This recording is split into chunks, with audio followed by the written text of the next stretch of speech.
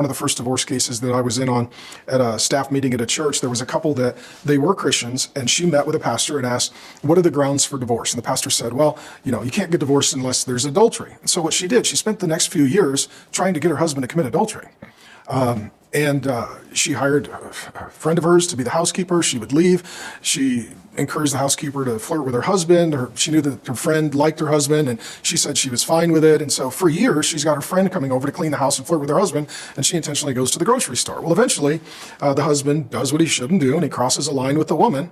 And then the woman goes and tells the wife, it finally happened. We connected. We hooked up. So then the woman walks into the church and tells the pastor, I can get a divorce now. He committed adultery. It's like, well, this is a real sick situation here. And the woman had a boyfriend, but she hadn't slept with him yet. So she hadn't committed adultery, but she committed adultery in her heart. So the whole thing was just a disaster. I remember sitting in that counseling session as a young pastor going, man, when people want to sin, they get really creative.